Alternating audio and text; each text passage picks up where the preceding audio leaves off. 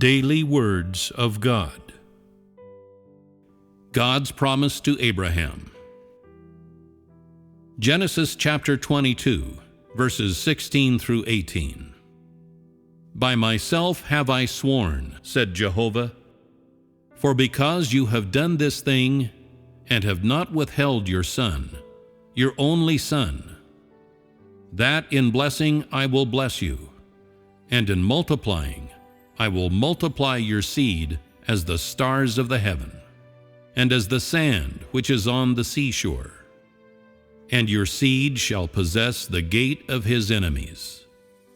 And in your seed shall all the nations of the earth be blessed, because you have obeyed my voice.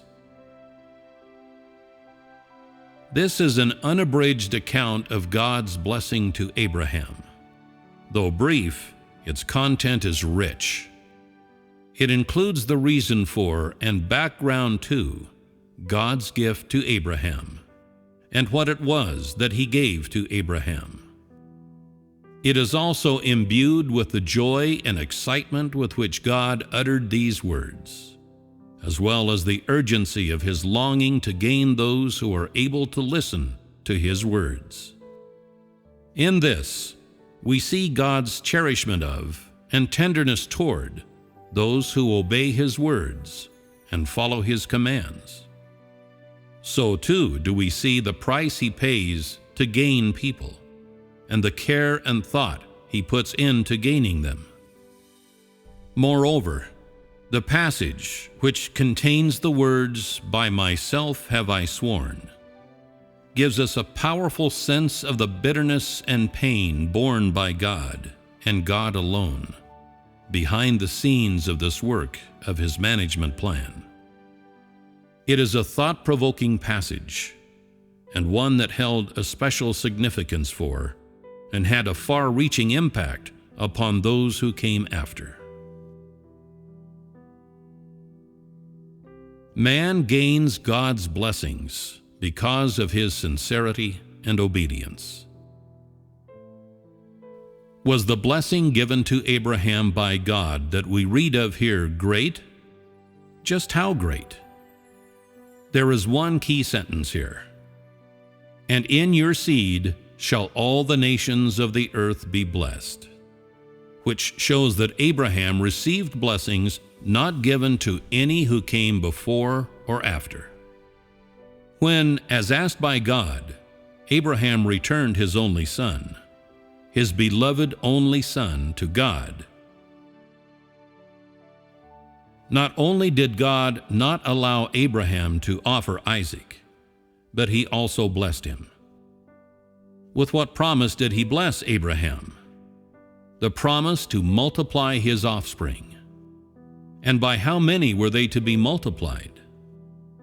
The Scriptures provide the following record: as the stars of the heaven, and as the sand which is on the seashore. And your seed shall possess the gate of his enemies. And in your seed shall all the nations of the earth be blessed. What was the context in which God uttered these words? Which is to say, how did Abraham receive God's blessings? He received them just as God says in the Scriptures, "Because you have obeyed my voice." That is, because Abraham had followed God's command, because he had done everything that God had said, asked, and commanded without the slightest complaint. Thus, God made such a promise to him. There is one crucial sentence in this promise that touches upon God's thoughts at the time. Have you seen it? You may not have paid much attention to God's words that, "By myself have I sworn." What they mean is that when God uttered these words, he was swearing by himself. What do people swear by when they make an oath? They swear by heaven, which is to say, they make an oath to God and swear by God.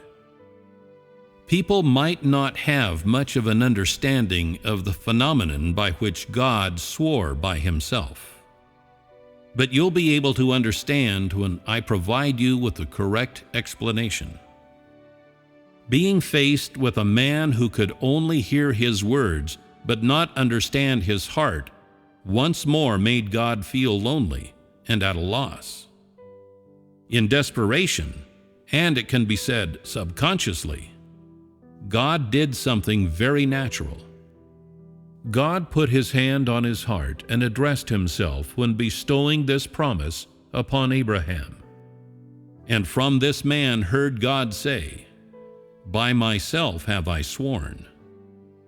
Through God's actions, you may think of yourself. When you put your hand on your heart and speak to yourself, do you have a clear idea of what you're saying?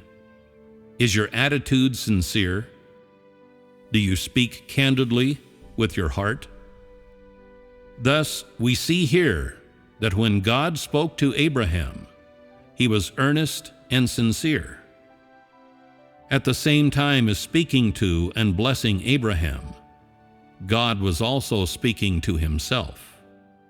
He was telling himself, "I will bless Abraham and make his progeny as numerous as the stars of heaven and as plentiful as the sand on the seashore, because he obeyed my words, and he is the one I choose."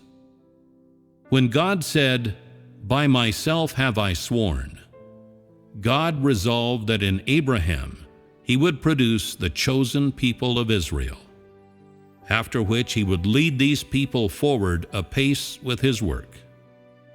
That is, God would make Abraham's descendants bear the work of God's management, and the work of God, and that expressed by God, would begin with Abraham, and would continue in Abraham's descendants, thus realizing God's wish to save man.